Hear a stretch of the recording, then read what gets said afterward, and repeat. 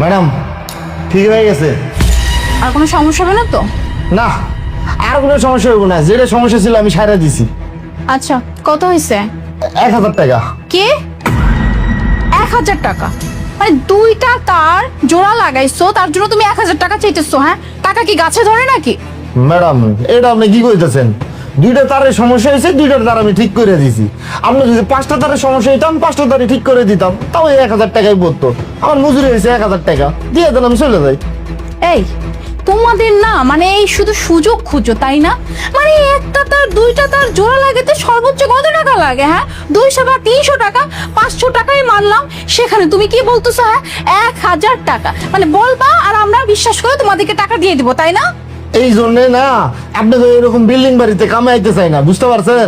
আমার জায়গায় যদি বড় কোনো মিস্ত্রি ডাকতেন, সর্বনিম্ন হলো 3000 টাকা বিল করতো, আর আমি যে 1000 টাকা চাইছি এটাই আপনার